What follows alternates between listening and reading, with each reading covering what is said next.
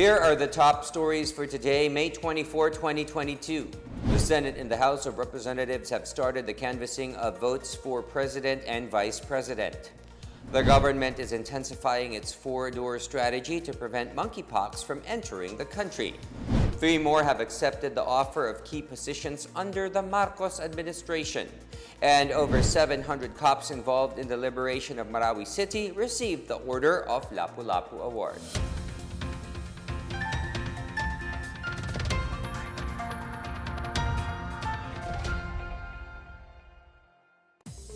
Good day, I am William Theo. Welcome to the PNA Newsroom. The Senate and the House of Representatives have started the canvassing of votes for President and Vice President. In a joint session this morning, both the upper and lower house convened as the National Board of Canvassers to tally the votes for the 2022 presidential and vice presidential elections. Speaker Lord Alan Velasco and Senate President Vicente Soto III served as presiding officers. Each chamber formally created a contingent to the joint committee that will do the actual count of votes cast. The Senate contingent is composed of Majority Leader Juan Miguel Zubiri, Senate President Pro Tempore Ralph Recto, Senate Minority Leader Franklin Drilon, Senator Nancy Binay, Senator Amy Marcos, Senator Grace Poe, and Senator Pia Cayetano.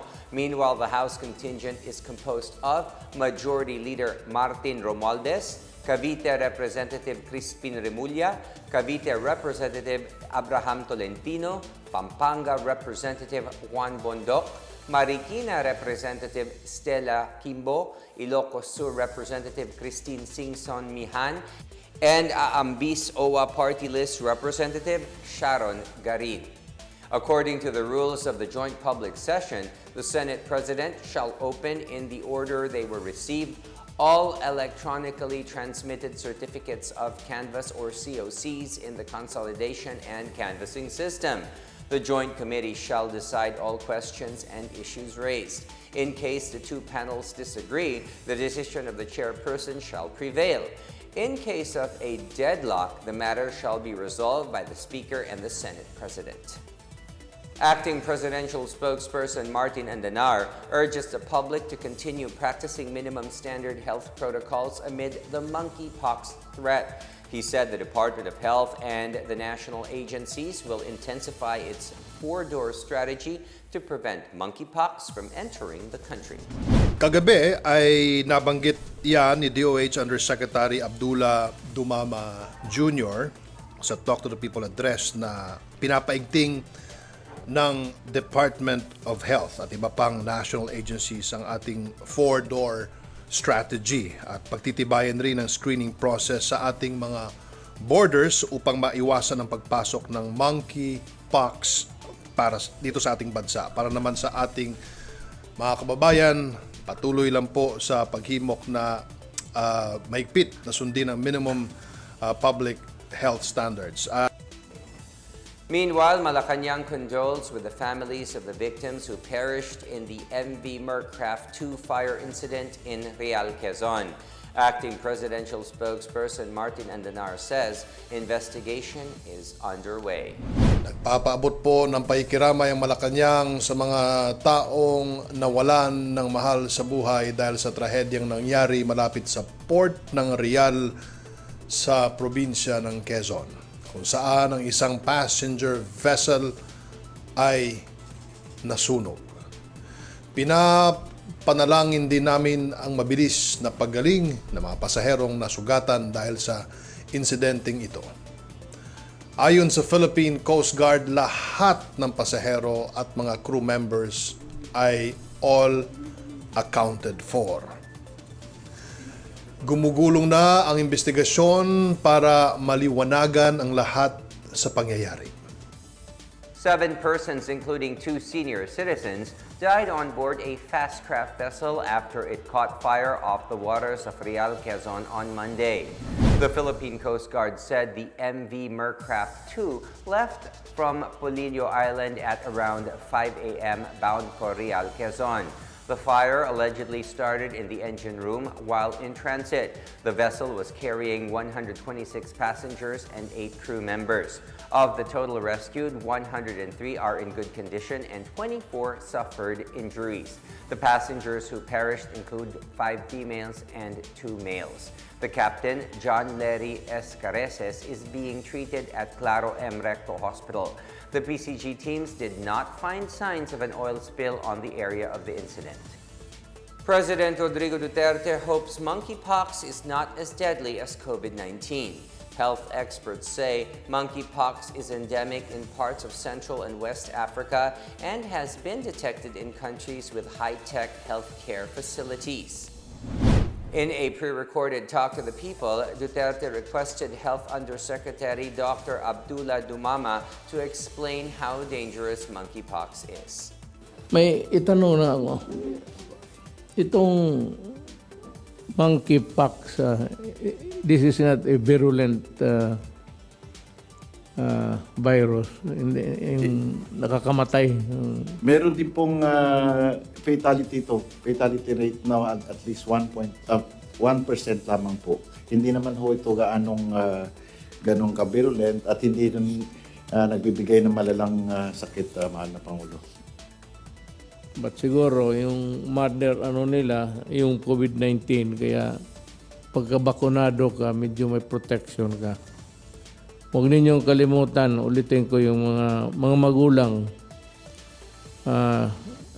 I'm appealing to the parents of children 12 and below. Maaga masyado ito pababa. 1 year old plus, bakuna na para ang protection nandiyan na.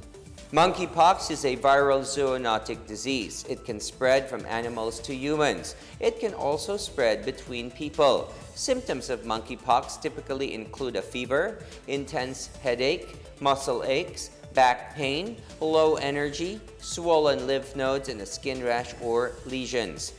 The DOH earlier assured the public that no case of monkeypox has been detected yet within the Philippines or in its territorial borders. According to the World Health Organization, the disease has recently emerged in 12 countries including Australia, Belgium, Canada, France, Germany, Italy, the Netherlands, Portugal, Spain, Sweden, the United Kingdom, and the United States of America.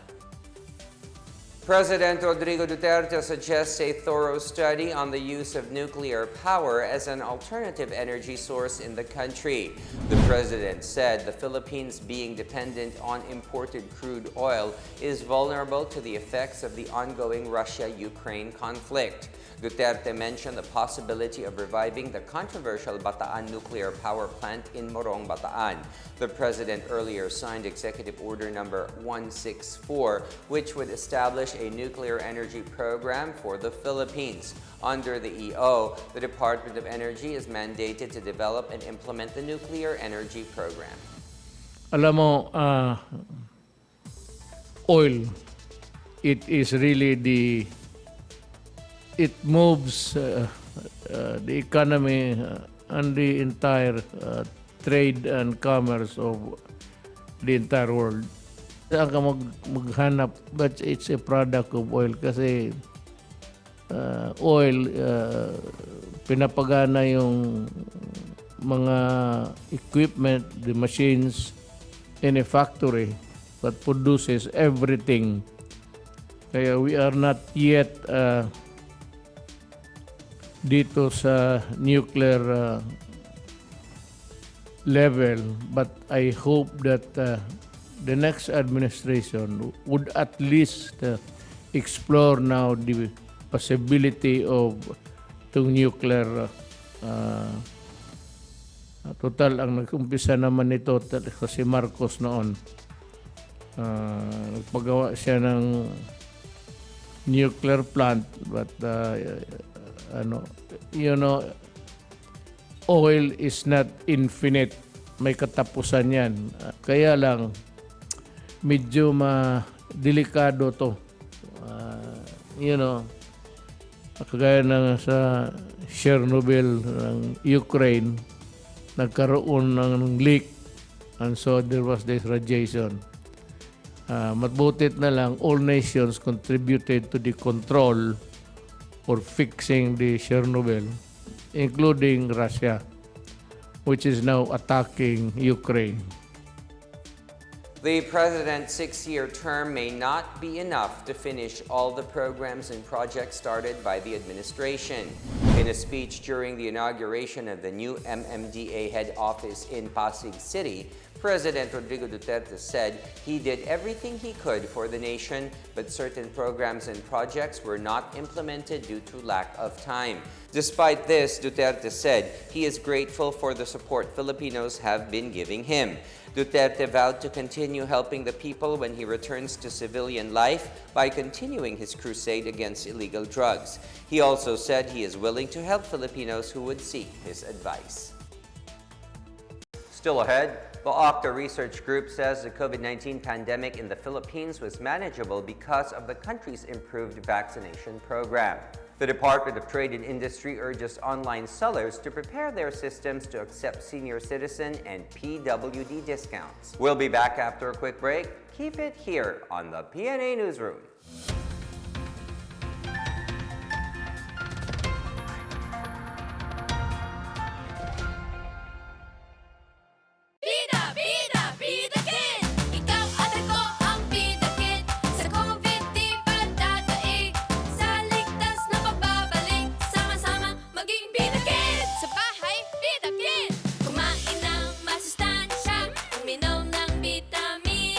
Pakiramdam ay hindi maganda. Sabihin sa magulang at sa bahay muna. Sa kalye, Balisacan! Best friend natin ang mask. Suotin kahit saan.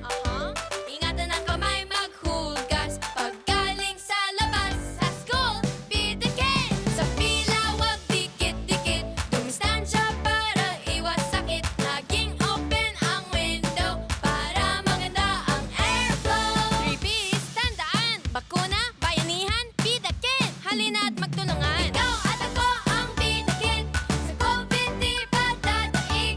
Sa ligtas na pagbabalik. Sama-sama maging Balisacan.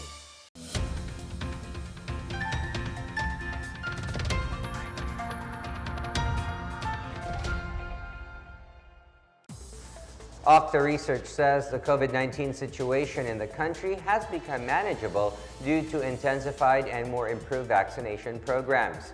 It says vaccination and the adherence to health protocols are the most effective way to balance the economy and further improve public health in the country. Successful yung vaccination program natin. Malaking natutulong nito sa ating pagpapabuti ng kalagayan sa bansa. Kung hindi dahil dito, baka nagla-lockdown pa ulit tayo. Pero dahil dito, malakas na yung ating wall of immunity.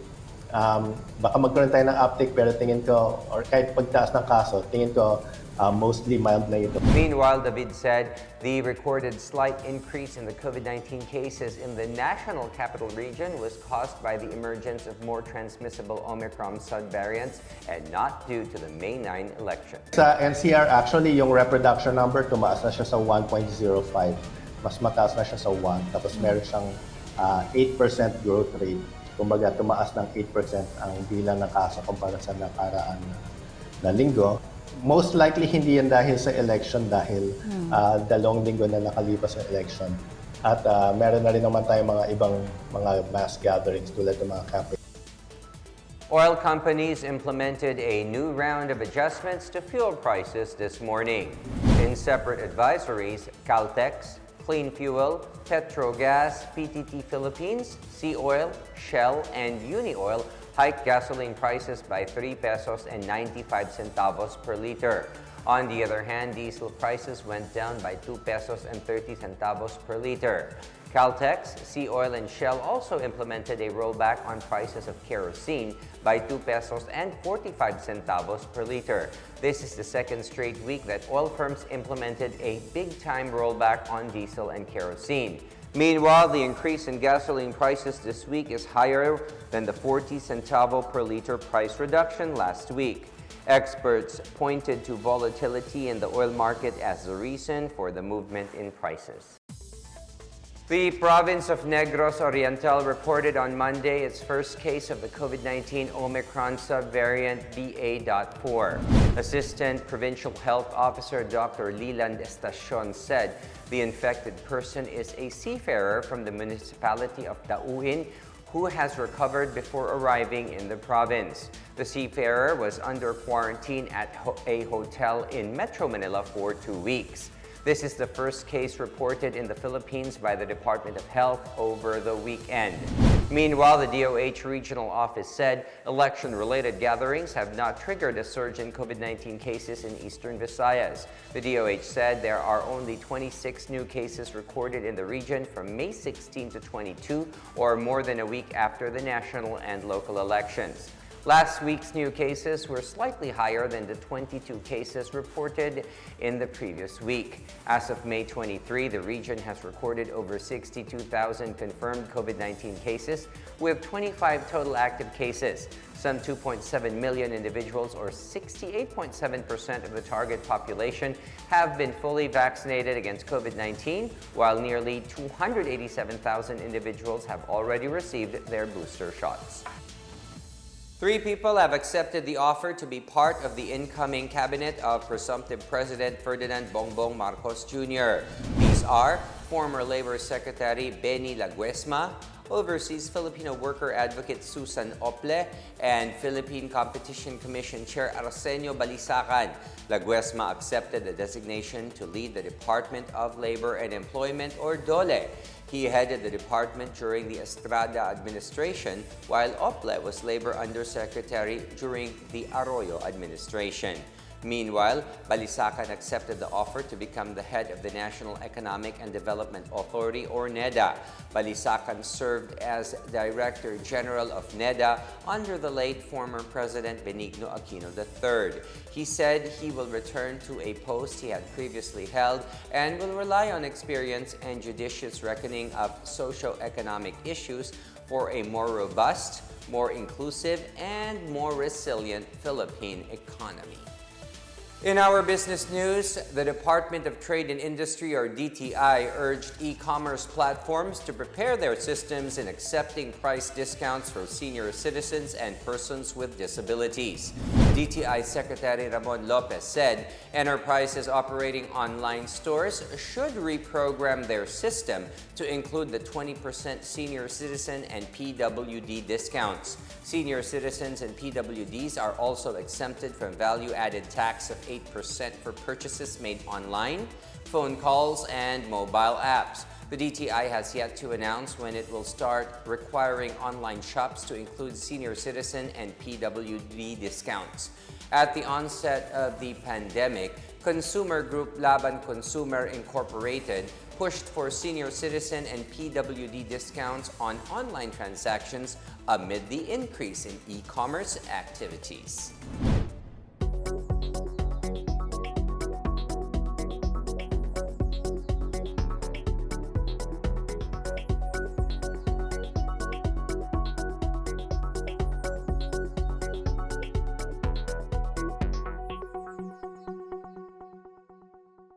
More stories from the newsroom. Presumptive President Bongbong Marcos meets with envoys from various countries. And over 700 cops involved in the liberation of Marawi City received the Order of Lapu-lapu Award. Details ahead. Stay with the PNA Newsroom.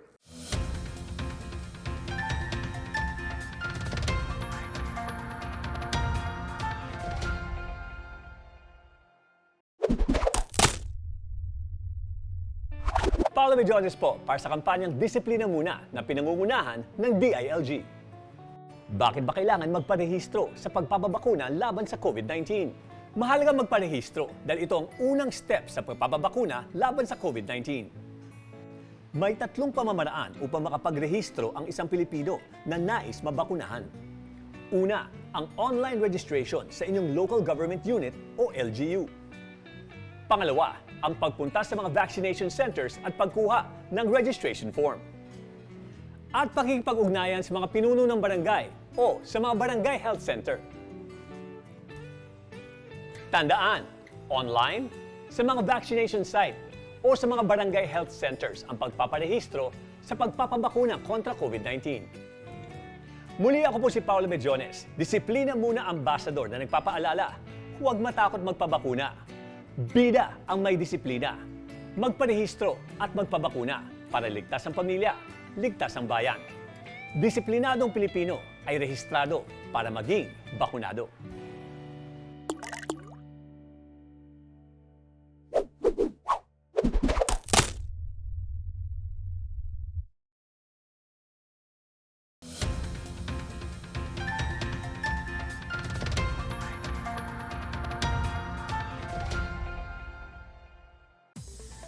The Commission on Elections, or COMELEC, has directed its service provider F2 Logistics to explain the poll paraphernalia found in a vacant lot in Amadeo, Cavite.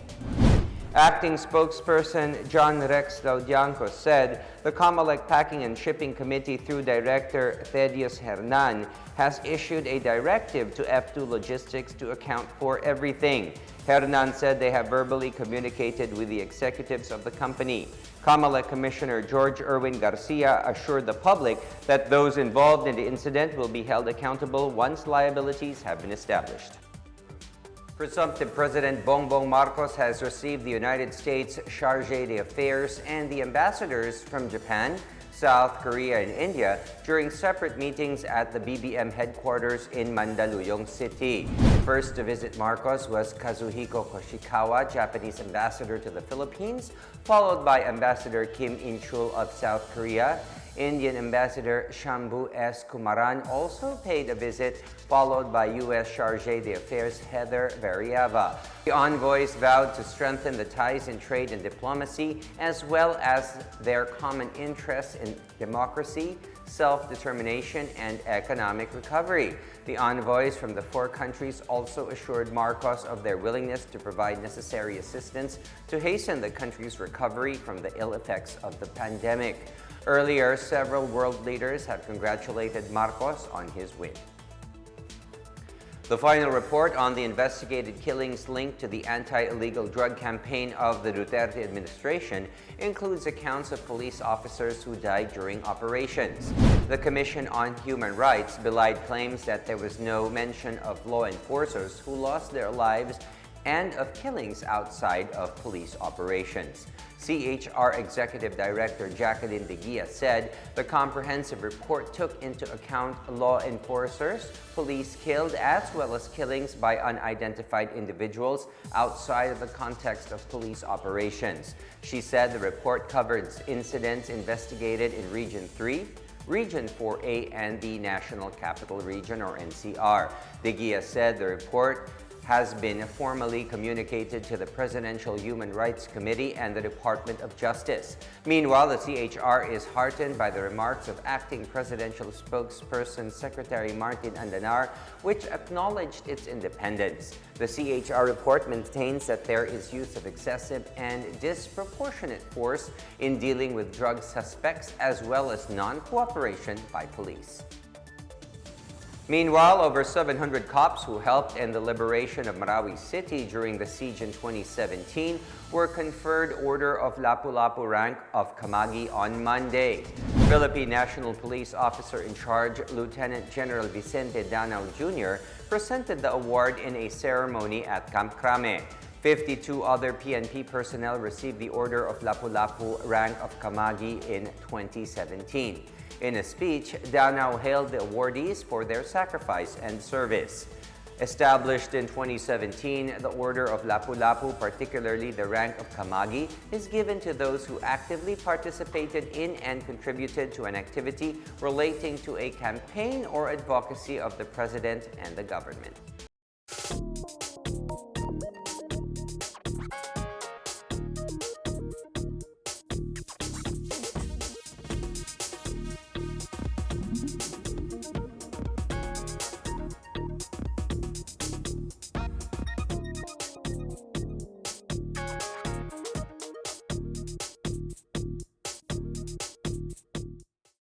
Let's take another look at today's biggest stories. The Senate and the House of Representatives have started the canvassing of votes for President and Vice President. The government is intensifying its four-door strategy to prevent monkeypox from entering the country. 3 more have accepted the offer of key positions under the Marcos administration. And over 700 cops involved in the liberation of Marawi City received the Order of Lapu-lapu Award. As Filipinos, we all have a vital role to play in preventing the spread of COVID-19.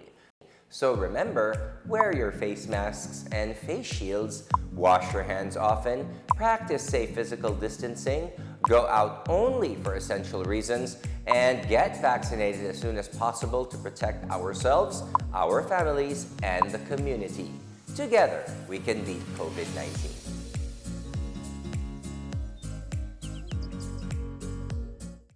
Thank you for watching another episode of the PNA Newsroom. For more news content, check our webpage or log on to the Philippine News Agency's Facebook and Twitter accounts.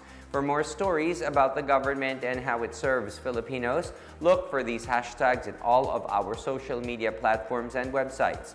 We are shown on the pages of the PCOO and its attached agencies. Also, watch us on television on PTV4 and IBC 13. And that's your daily dose of the biggest stories that you need to know. From the PNA Newsroom, we tell stories that inspire change. I am William Theo. Good day, everyone.